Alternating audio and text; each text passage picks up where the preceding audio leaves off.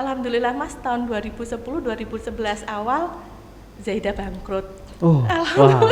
Berarti ketika mereka bekerja di sini tiba-tiba di PHK gitu, harus berhenti gitu. Iya, jadi saya juga harus memberikan mereka pengertian. Saya bangkrut dinilai 1,5 miliar. Rumah terlelang, mobil kejual, sepeda motor kejual, nggak punya apa-apa sama sekali. Bisa bangkit itu seperti apa? Orang itu.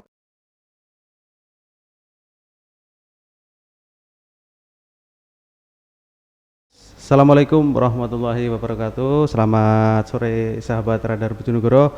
Jumpa lagi di podcastnya Jawa Pos Radar Bojonegoro di edisi yang kesekian kalinya ini ya. Seperti biasa hari ini kita akan membahas topik-topik yang menarik dan seru gitu ya. Tentunya dengan narasumber yang kompeten dan ahli di bidangnya. Tema kita kali ini adalah tentang ekonomi kreatif dan pengembangannya di Bojonegoro ya, dan bagaimana suka dukanya para pelaku ekonomi kreatif ini selama ini. Nah, sudah hadir bersama saya di studio Radar Bojonegoro kali ini yaitu Mbak Hidayah Nur Hidayah gitu ya. Selamat sore Mbak Hidayah. Sore Mas. Sore Mas Gusi. Mbak Hidayah ini nama lengkapnya siapa Mbak Hidayah?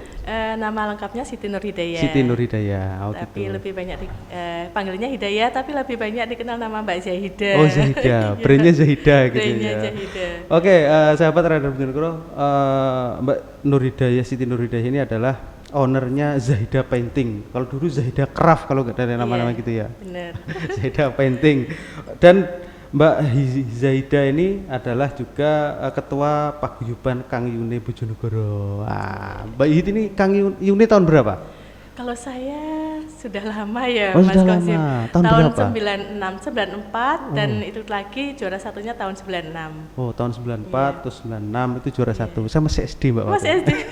Dulu saya masih SMA. Saya SMA. mewakili sekolahan dulu. Oke, SMA mana Mbak? SMA 1 dong. Oh gitu. Oke. Mbak Hid ini adalah pelaku ekonomi kreatif Mbak Hid ya di Bojonegoro Mbak Hid. Jadi banyak produk-produk dari Mbak Hid ini yang sudah malang melintang ya, mulai craft, mulai painting, mulai tas fashion gitu Mbak Hid ya. Oke, Mbak Hid, sejak kapan Mbak Hid ini menggeluti dunia ekonomi kreatif seperti itu Mbak Hid? Iya, saya mulainya di tahun 2007. 2007. Tahun 2007 saya itu sudah nikah Mas dan sudah punya anak kecil. Saya baru mulai berwirausaha. Oh, berwirausaha. Iya, oh gitu. 2007. Oh, berarti sudah dewasa Mbak Hid ya di waktu itu ya. Sudah punya anak sudah baru mulai. Iya, sebenarnya terlambat sekali. Jadi pemuda sekarang jangan sampai terlambat. Oh, gitu. Sudah mulai. Di usia berapa waktu itu Mbak Hid? Dulu usianya 20 berapa ya? Saya nikah 2003. Jadi sekitar 25-an lah. Oh, berarti kisaran usia. 2007 berapa ya? Apa waktu itu di bidang apa yang digeluti? Dulu saya di bidang rajut. Jadi rajut, sulam, rajut, pita-pita gitu. Tapi saya aplikasi sendiri, saya inovasi sendiri, kreativitas sendiri ke baju anak-anak. Dulu saat itu, berarti ada sulamnya dengan kain-kain flanel, bajunya anak-anak itu ada aplikasinya tersendiri dari ciri khasnya Zahidah. Gitu. Itu aja satu produk itu aja atau ada produk yang lain ketika waktu itu? Pertama kita kaos anak-anak, kemudian menambah ke aksesoris anak-anak perempuan, kemudian ruko, sajadah, kemudian sandal, macam-macam dulu. Tapi sekarang perkembangannya zaman, sekarang sudah mulai ke fashionnya orang dewasa, remaja dan dewasa. Mbak Hid, berarti produknya jenengan ini tidak hanya itu ya, tidak hanya rajut aja, tapi juga banyak macamnya gitu ya? Macamnya banyak. Oke. Mbak Hid, sudah kemana aja nih produknya Mbak Hid ini selama ini? Aduh, kemana aja ya Mas ya? Alhamdulillah kalau reseller kita hampir seluruh Indonesia kita sudah ada reseller kita, ada reseller Zahidah dan kita sudah mengirim produknya dan alhamdulillah ke luar negeri juga. Oke. Ini sedikit ini Mbak Hid ya. Dengar-dengar Mbak Hid ini juga melatih para difabel Mbak Hid ya. Iya. Bisa diceritakan Mbak Hid seperti apa gitu Mbak Hid? Melatih mereka susahnya seperti apa gitu? Sekarang pegawai Zahidah yang timnya di Zahidah itu ada beberapa difabel juga. Jadi kenapa saya menerima pegawai yang ada timnya di Zahidah itu difabel, karena saya melihat difabel itu banyak keluhan mencari kerjaannya susah. Kemudian padahal mereka kalau sudah kita ajari, mereka fokusnya luar biasa dan hasilnya tidak kalah dengan orang normal. Dan di situ saya dari Zahida menampung mereka untuk berkarya dan tapi kita ajari. Tapi memang susahnya di awal. Kalau kita mengajari orang yang normal, kita sehari 2 hari sudah bisa. Tapi mereka butuh berhari-hari. Nah, itu kesabaran kita dari awal. Itu idenya dari mana, Mbak? Ketika sampai bisa merekrut para difabel itu? Idenya ya sering ketemu dengan mereka, kemudian sering berbagi cerita, mereka sering mengeluh, kemudian mereka mau mencari pekerjaan susah dari situ. Jadi saya bagaimana kalau saya membuka lowongan tersendiri untuk difabel. Oh gitu? Itu. Ya. Oh, ada berapa sekarang difabelnya di Mbak Hid? Di Zahida ada 4. Oh, ada 4 orang? Ada 4 orang. Oh. Terus awal-awal mereka mempunyai bakat nggak? Artinya kadang mereka itu sukanya gambar, ada sukanya lagi jahit, atau seperti itu? Atau emang seragam semuanya bisa gitu? Atau gimana? Enggak, kita nggak ada apa? Bakat gitu ya? Syarat khusus untuk menerima difabel. Insya Allah kita terima semuanya, yang penting mereka mau bekerja, intinya mau dulu dan bisa berangkat dan pulang sendiri, tidak kita antar gitu. Jadi mereka berangkat sendiri, pulang sendiri gitu. Oh gitu? Iya. Oh berarti mereka berangkat ke tempat jenengan sendiri, sorenya selesai kerja bisa pulang sendiri. Yang penting mau bekerja, kalau mau kita ajari apapun, insya Allah mereka akan bisa, apapun bisa. Produk apa aja Mbak It yang mereka bisa kerjakan ini Mbak It? Iya, kalau di Zahida sekarang produknya kan painting, lukisan. Jadi mulai dari menjahit, kemudian melukis, sampai finishing, semuanya bisa sekarang. Jadi seperti menjahit, sekarang mereka sudah pintar menjahit tas, dompet, baju sudah pintar. Jadi hasil-hasil karya mereka. Berapa lama kira-kira melatih mereka sampai mahir gitu? Berapa lama ya? Untuk awal-awal mungkin kita tidak kasih untuk yang kita jual. Mereka kasih kita untuk menjahitan yang ringan-ringan. Kalau sudah lancar kita tambah lagi jahitan yang agak lebih susah lagi, seperti itu sampai mereka bisa. Jadi kita jahitnya yang lurus-lurus aja dulu, kemudian cara motongnya bagaimana, bertahap sih Mas. Oh bertahap gitu? Iya. Oh, sekarang mereka sudah bisa dikatakan mahir begitu? Mahir, mau buat tas model apa sudah bisa Mas. Oke, baik. Pernah nggak ada mereka itu yang bekerja sama Zahida atau jenengan itu mereka lalu mendirikan usaha sendiri? Lah, saya pinginnya kayak gitu Mas. Tujuan saya kalau sudah masuk di timnya Zahida, kejadian jangan lama-lama. Jadi kalau dia sudah bisa, cepatlah keluar dari Zahida untuk membuka sendiri. Pasti tetap kita pantau, kita kerjasama di situ. Jadi kalau bisa mereka juga bisa membuka lapangan pekerjaan untuk teman-temannya juga. Pinginnya seperti itu. Pinginnya saya seperti itu. Tapi ada nggak yang berminat seperti itu begitu? Masih sudah belum berani. Oh belum berani. Teman-teman yang di Zahida masih belum berani, masih enjoy dengan aktivitas mereka gitu ya. Di kami, iya. Mungkin mereka kesusahan di pemasaran mungkin. Jadi kita ajari pelan-pelan aja untuk bisa mandiri juga. Oh iya baik. Produknya jenengan ini larinya kemana aja berarti? Kalau mereka misalnya mereka itu kesusahan pemasaran gitu, artinya mereka kalau sekarang di tim Zahida mereka hanya produksi dan produksi gitu karena di tim Zahida ada tim produksi sama tim pemasaran sendiri. Jadi kalau pemasaran kalau pameran kita saat ini lagi dibawa dari dinas juga pameran di Cirebon. Oh gitu. Dan juga pameran di Expo Bojonegoro, ada 2 pameran, dan minggu depan kita pameran di Lamongan juga dari Dinas Pendidikan. Jadi setiap bulan kita selalu pameran-pameran dan kita aja tim digital marketingnya juga untuk mencari reseller dan kita langsung menjual langsung ke konsumen juga ada. Seperti itu Mas Kaji. Mbak mungkin pernah nggak difabel itu mereka itu awal-awalnya masuk itu meminat mereka ingin berlatih atau memang jenengan yang memang mengajak mereka? Sebenarnya sama saja. Mereka butuh, saya juga butuh. Oh, gitu? Seperti itu. Kalau saya membuka lowongan pekerjaan untuk semuanya pasti banyak yang itu, tapi saya memang khususkan untuk difabel saat itu dan mereka yang benar-benar mau bekerja, Nah di situ awal-awalnya sih mereka minder dengan timnya Zahida yang lain yang kebanyakan juga normal. Mereka minder, kemudian mereka juga merasa kurang atau gimana, tapi di situ saya tekankan kalau sudah masuk di Zahidah kita keluarga. Kalau sudah berangkat ke Zahidah kita bahagia bersama di Zahidah, kita senang bersama. Jadi jangan sampai kita masuk di Zahidah kita merasa tertekan, kita merasa minder atau apa, enggak, kita sama saja. Jadi saya bicara ke teman-teman yang normal yang lainnya, ayo kita sama-sama, jangan dibedakan. Seperti itu, Mas. Apa enggak pernah, mungkin pernah tidak mereka itu produknya begini, terus yang normal begini, enggak pernah enggak begitu seperti itu? Pasti. Untuk kan mengatasi seperti itu gimana? Untuk kadang mental mereka kan down gitu iya. ya. Kalau teman-teman yang normal, awal-awal susahnya itu kalau mengajari difabel yang pegawai kita yang baru, pasti kita ngajari dulu. Nah itu terhambat kalau difabel tunawicara terhambat dengan komunikasi. Komunikasi, mereka harus komunikasi tapi mereka nggak paham. Akhirnya komunikasi lewat tulisan dan itu juga memakan waktu. Kemudian apa yang disampaikan kadang tidak sesuai dengan yang dikerjakan. Akhirnya miskomunikasi, akhirnya salah semua, harus ndedeli semua jahitan, harus lukisannya salah lagi. Dan kadang awal-awal mereka yang ngajari sesama temannya yang normal ngajari itu ngeluh terus, Mas. Oh gitu. Ngeluh terus.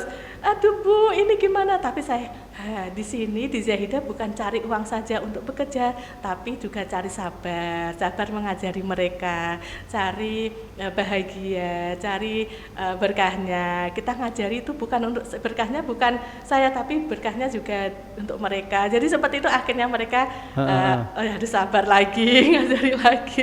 Jadi saya yang sering-sering memotivasi mereka juga. Tutornya jenengan itu tadi? Teman-teman yang ngajari itu tidak saya selalu, tapi ada yang senior sama gitu ya seniornya yang di Zahidah di situ. Berapa lama Mbak kira-kira para difabel itu masuk sampai mereka itu kadang down, kadang mereka itu putus asa, begitu sampai berapa lama kira? Menyesuaikan tempat mungkin ya. Oh gitu. Kalau menyesuaikan tempat, kalau yang awal-awal dulu pertama kali itu 1 bulan yang pertama kali saya menerima difabel orang pertama, itu 1 bulan dia mogok, kemudian masuk lagi, mogok lagi, ibunya telepon saya, mogok lagi, kemudian saya carikan teman lagi, ada lagi yang difabel kedua, akhirnya mereka ada teman-temannya difabel yang lain, akhirnya sekarang lebih enjoy, mungkin seperti itu, Mas. Jadi kemarin ada lagi 1 difabel yang masuk, mereka sudah langsung enjoy, mereka merasa punya teman gitu ya. Iya, dan mereka dianggap saudara, nggak ada yang pilih kasih di lingkungan Zahidah, seperti itu, Mas. Oh gitu. Baik, dengar-dengar hasil karya mereka juga dipakai Bupati gitu, Ibu Bupati kemarin itu ya. Ceritanya seperti apa? Memang Ibu Bupati pesan atau emang jenengan yang apa gitu yang menawarkan atau gimana? Sebelumnya saya ucapkan terima kasih sekali kepada Ibu Bupati Bojonegoro yang kemarin dipakai waktu Pawai Budaya. Kemarin Ibu Bupati memang pesan ke Zahidah untuk dibuatkan baju, 2 baju yang dipakai Pawai Budaya, dan itu lukis paintingnya, ada lukisan. Nah di situ Ibu Bupati mungkin tidak tahu kalau itu buatannya difabel dari timnya Zahidah. Di situ memang semuanya yang lukis, ayo ini ini baju pesanannya Ibu Bupati, saya bilang gitu. Mereka nggak tahu? Mereka nggak tahu. Terus mereka, ini bajunya, mereka mungkin gini-gini, bener kan dengar bicara. Jadi mereka melukis itu senang sekali, mungkin bangga bisa melukis, bisa membuat bajunya Ibu Bupati. Dan mereka tapi tetap kita arahkan, kita bina apa yang kita mau, bukan langsung full mereka, bukan, tapi tetap kita ajari sebelah sini apa yang kurang, apa yang gitu bagus. Ini, tapi mereka senang sekali mengerjakannya. Kalau bangga mungkin mereka bisa mengerjakan bajunya Ibu Bupati. Setelah kita beritahu Ibu Bupati kalau yang mengerjakan sebagian itu tim kita dari disabilitas. Alhamdulillah responnya Ibu Bupati luar biasa, terima kasih. Mereka bagaimana perasaan mereka ketika baju mereka dipakai? Senang. Itu karya berapa orang itu 1 baju itu? Berapa ya? Rame-rame. Rame-rame gitu ya. Karena memang waktunya juga mepet, sempit, bahkan kita sampai lembur sampai malam. Dan mereka lembur juga tanpa mengeluh karena senang ya, mungkin hatinya senang, kemudian bangga, jadi mereka ngelemburnya dengan senang juga. Oke, baik. Berarti melatih para difabel itu juga tidak butuh waktu yang sebentar gitu ya, butuh waktu yang cukup lama gitu ya Mbak Ida. Butuh kesabaran juga. Banget. bukan saya saja tapi tim Zahida yang lainnya juga harus sabar. kadang juga itu kalau pesanan orang kemudian salah miss, kemudian jadinya beda dengan yang dipesan itu. Pernah juga seperti itu? Sering. Lalu apa yang terjadi ketika dikembalikan atau emang ya kita beritahu biar nggak terulang lagi, kita beritahu tapi tetap harus kita profesional, kita harus bongkar dan diperbaiki. Pemasangnya gimana? Menerima nggak atau emang tidak nggak kita diberikan tetap kalau ke konsumen kita harus profesional apa yang diminta konsumen, tapi kita harus profesional dengan difabel pekerja biar mereka juga mempunyai tanggung jawab. Jadi hasil karyanya ini salah, tidak sesuai, jadi harus kita rubah, kita bongkar lagi, mereka yang harus bongkar sendiri dan harus menyelesaikan tepat waktu juga. Biar disiplin juga. Baik, ini ada seperti ini nggak mungkin orang-orang yang berkata miring, Mbak, difabel kok dipekerjakan, ada seperti itu nggak? Orang itu suka dan tidak suka pasti, ya. Tapi saya lebih senang mendengarkan yang suka-suka aja, Mas. Oh gitu. Biar hati senang aja. Karena kalau dek gitu kan, pasti manusiawi ya. Ada yang seperti itu, karena kalau yang mendukung oke lah, melihat sisi positifnya, oh ini berkarya. Tapi ada nggak mungkin ya seperti itu tadi? Iya. Kalau kita mendengarkan tuh, kalau kita manusiawi, kalau gelo itu pasti. Pertama mendengar terus kok gini. Tapi kemudian saya kembalikan ke awal saya harus bermanfaat. Kalau tidak saya mungkin siapa lagi? Mungkin banyak di sana tapi mereka nggak tahu mencari kemana lagi. Ya sudah terserah mereka. Yang penting saya bisa bermanfaat untuk mereka. Gitu aja. Saya tetap ada yang ngomong yang seperti itu ya. Kalau kita nggak bisa kita membuat orang harus suka sama saya semua, itu kan juga nggak bisa. Oke. Baik, ini kita sedikit flashback Mbak Iti. Bagaimana sih awal mulanya Mbak Iti suka dukanya membangun sebuah usaha itu seperti apa Mbak Iti? Suka dukanya, aduh Mas, suka dukanya kalau saya bilangnya lebih senang sukanya tapi tetap ada dukanya ya. Jadi tahun 2007 Zahida berdiri, memang dari saya sendiri saya usaha, kemudian sampai 2008-2009 kita ada sekitar 25 karyawan, hampir 50-an di saat itu. Kemudian kita sudah mencapai, kita dulu belum ada digital marketing, tapi saya menjaringnya lewat reseller ke konsumen. Jadi saya mempunyai 125 resellernya lebih di situ, dan alhamdulillah Mas, tahun 2010-2011 awal Zahida bangkrut. Oh, wow. 2007 ya, sekarang 2007 sampai 2000 berapa? 2011 bangkrut. Bangkrutnya itu seperti apa, Mbak? Zahida padahal di situ sudah ada hampir 30-an pegawai Zahida yang harus kita hentikan di situ. Nangis semua pasti. Jadi ketika mereka bekerja di situ tiba-tiba di PHK gitu, harus berhenti gitu. Iya, jadi saya juga harus memberikan mereka pengertian bahwa Zahida nggak bisa terus lagi. Apa waktu itu produknya rajut? Masih sulam. Sulam. Iya, pakaian anak-anak sulam. Sulam itu padahal itu kita punya reseller hampir 125 reseller. Dan saya bangkrut dinilai 1,5 miliar. 1,5 M. Waktu itu ini ya? 10 tahun yang lalu lah gitu ya. Iya, 1,5 miliar dan rumah terlelang, mobil kejual, sepeda motor kejual, nggak punya apa-apa sama sekali.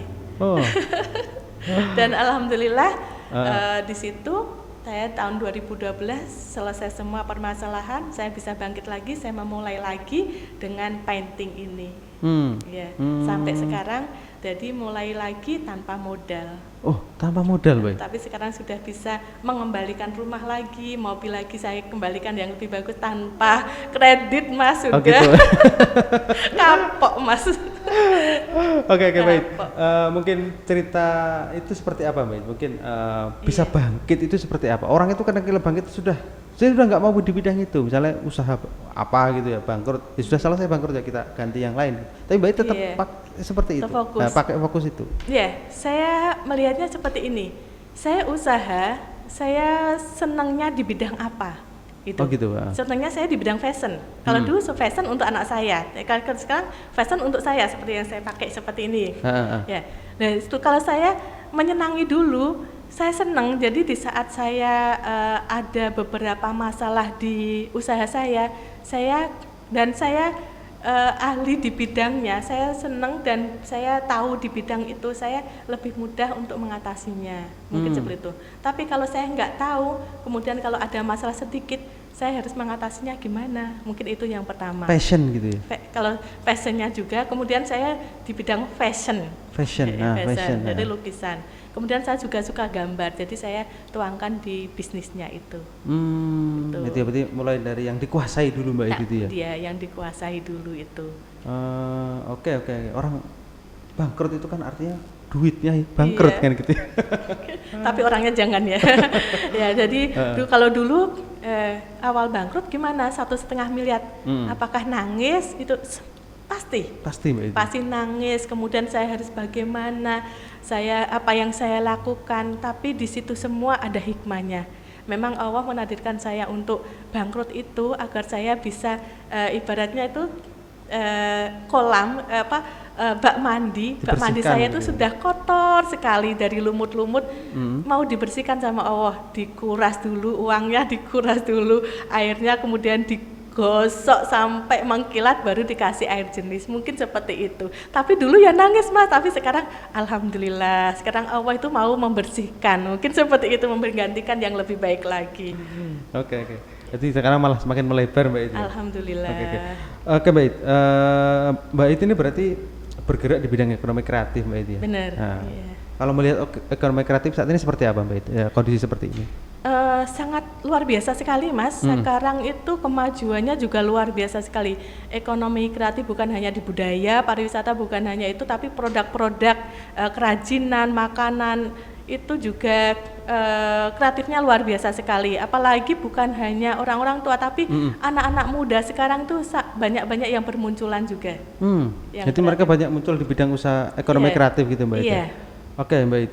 Idealnya anak muda itu seperti apa Mbak It? Apa membangun usaha atau memang harus berkarir atau apa gitu Mbak It? Kalau saya yang penting bermanfaat. Gitu. Apapun pekerjaannya yang penting bermanfaat. Gitu.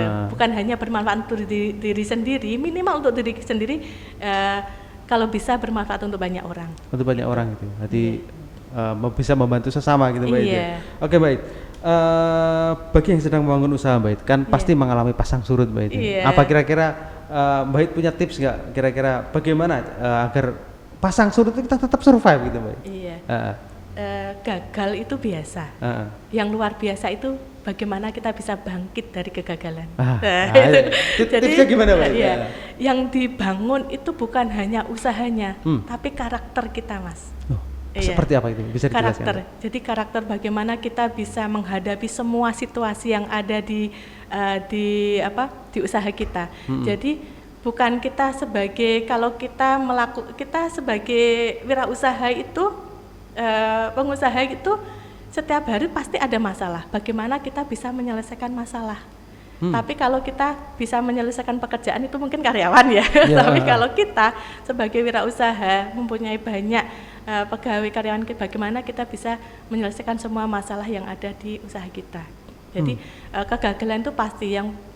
Yang penting bagaimana kita bisa menyelesaikan permasalahan satu persatu, kita berani menghadapi semua permasalahan. Apa saja Mbak? Masalah apa aja misalnya, contohnya misalnya begitu? Yang paling banyak masalah hutang. Baik. Usaha itu kan dekat sekali dengan modal yang utang gitu.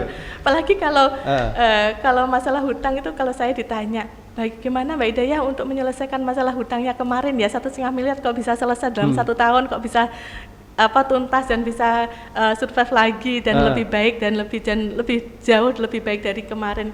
Saya bilang hadapi masalahnya. Kalau kita nggak menghadapi, kita nggak akan menyelesaikan. Jadi hadapi. Kadang kita menghadapi itu tidak sesuai dengan apa yang kita pikirkan. Kita takut didatangi debt collector, pihak bank atau pihak mana saja kita. Padahal tidak. Mereka itu ingin menyelesaikan apa. Jadi saya tuh senangnya itu berdiskusi dengan mereka. Bagaimana saya menyelesaikan hutang-hutang saya, bagaimana saya menyelesaikan permasalahan saya. Jadi saya senang diskusi. Jadi dari situ cepat selesai. Jika permasalahan dengan karyawan juga, saya panggil, kita diskusi bareng-bareng. Pinginnya apa sih, dan saya pinginnya apa, kita satukan. Seperti itu Mas. Karyawan itu ada nggak seperti ini? Mereka bersaing sama karyawan mungkin, bersaing menjadi yang terbaik itu karena kelas ikut-ikutan gitu. Ada nggak seperti itu gitu ya? Pasti ada, di mana saja pasti ada. Itu menjadi masalah nggak? Jadi bagi Zaidah gitu? Kalau bersaingnya di karir yang lebih bagus dengan kualitas kerja dengan bagus, itu bagus. Oh, gitu. Tapi bersaing dengan misalkan pengen menjatuhkan yang lainnya, itu yang saya dudukkan pasti. Ada pernah seperti itu ya? Iya pasti saling memberi muka pada bosnya lah itu. Tapi saya di situ saya enggak, kita keluarga di sini, kita keluarga, ayo kita maju. Zahidah ini saya hanya yang hebat itu bukan saya, tapi semuanya hebat. Saya hanya sebagai lewatan rezeki untuk mereka. Mungkin seperti itu, Mas. Jadi ini rezekinya kalian. Jadi Zahidah milik kalian. Ayo kita kembangkan bersama-sama. Saya hanya lewatan rezeki untuk kalian. Saya bilangnya kayak gitu. Oke, konsep rezeki itu bagi Mbak It seperti apa? Kalau rezeki, kalau rezeki itu ada yang, rezeki sudah ada yang ngatur, pasti saya sudah dapat. Iya, kita di rumah aja ada yang atar-atar berkat, kita pas lagi lapar itu rezeki. Gitu ya. Kita pas lapar-laparnya ada yang raktir, itu rezeki. Memang nggak bisa ditebak. Tapi rezeki yang bisa lebih, kalau hanya sekedar rezeki bisa makan saja mungkin bisa, ada yang ngasih, tapi untuk lebih, untuk menghidupi, untuk bermanfaat orang banyak, untuk menghidupi keluarga apa-apa, kita harus mencari. Sudah disediakan sama Allah lebih banyak, tapi bagaimana kita harus mencarinya, kita harus bekerja keras untuk mencarinya. Jadi mencarinya adalah yang lewat jadi pegawai negeri, ada lewat jadi pengusaha, dan seperti itu. Kita harus tetap mencarinya, nggak harus di rumah terus hidup-hidup keceblokan uang 1 miliar jeblok gitu. Oke baik. Oke baik, terima kasih banyak diskusinya pada hari ini, sangat Sama-sama. seru sekali Mbak It ya, banyak menginspirasi ya teman-teman semuanya pastinya ya. Oke teman semua, ekonomi atau bisnis itu menjadi hal yang selalu menarik untuk dibahas ya. Semoga apa yang kita bahas hari ini menjadi pengetahuan dan menjadi inspirasi bagi sahabat semuanya. Oke, tidak ada yang sempurna. Apa yang kita bahas hari ini, semoga kita semua bisa mengambil manfaatnya, kita bisa menjadi inspirasi bagi kita semua. Ya oke, saya akhiri. Wabillahi taufiq wal hidayah. Assalamualaikum warahmatullahi wabarakatuh. Waalaikumsalam warahmatullahi wabarakatuh.